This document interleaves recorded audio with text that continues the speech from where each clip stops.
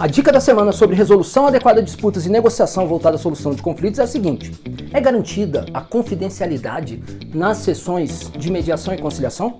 Se o advogado de uma das partes pede para registrar em ata determinada informação que foi colocada, quanto à qual se pretendia que não fosse publicizada ou não fosse registrada em ata, o que fazer? Como tratar essa situação? O primeiro ponto importante é que precisamos fazer uma distinção entre os conflitos que são submetidos à Justiça do Trabalho e os demais. Isso porque, no caso dos conflitos que não sejam aqueles submetidos à Justiça do Trabalho, há uma definição normativa bastante precisa quanto à qual não há dúvida sobre o tratamento desse tema. O artigo 166 do Código de Processo Civil já estabelece o princípio da confidencialidade no seu caput. E o seu parágrafo 1º conta com a seguinte redação: a confidencialidade estende-se a todas as informações produzidas no curso do procedimento, cujo teor não poderá ser utilizado para fim diverso daquele previsto por expressa deliberação das partes. Já a Lei 13.140 de 2015 também prevê a confidencialidade, estabelecendo como exceção situações nas quais as partes expressamente assim deliberem ou situações que envolvam a configuração de crime passível de ação de natureza pública. Não bastassem todas essas disposições, a Resolução 125 de 2010 do Conselho Nacional de Justiça, no seu Código de Ética, tem previsto já no artigo 1º como princípio ético da conciliação e da mediação a confidencialidade. Portanto, não há dúvida que em relação aos conflitos que não sejam aqueles submetidos à Justiça do Trabalho, é garantida a confidencialidade. Mas e no caso dos conflitos submetidos à Justiça do Trabalho? Bem, aí temos alguma imprecisão em termos de tratamento normativo.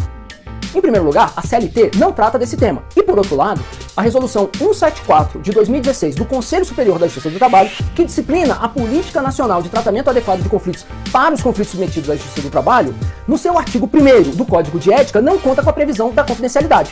Basta você fazer uma comparação entre o artigo 1º do Código de Ética da Resolução 125 do CNJ com o artigo 1º do Código de Ética da Resolução 174 do CSJT, que você vai perceber que a única diferença entre esses dispositivos corresponde à ausência de previsão da confidencialidade no dispositivo previsto no Código de Ética da Resolução 174 do Conselho Superior da Justiça do Trabalho.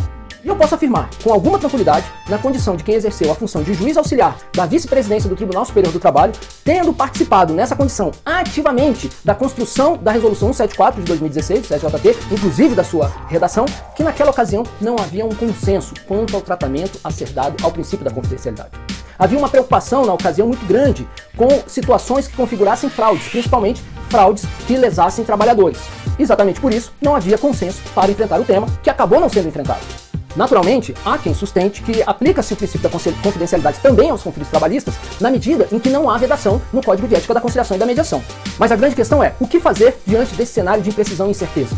A minha sugestão, do ponto de vista prático, é que, se você é advogado ou advogado, e o seu cliente, numa sessão ou audiência de conciliação e mediação, vai fazer uma manifestação que pode trazer uma repercussão que você considera indesejável, caso seja registrado em ata, o ideal é que, antes que essa manifestação ocorra, você indague ao magistrado ou ao conciliador ou ao mediador se é possível haver essa manifestação sem que ela não seja registrada em ata, exigindo também a concordância da parte contrária. Ou seja, você garantiria que aquela manifestação não irá ser objeto de registro. E não havendo essa garantia, não se segue adiante.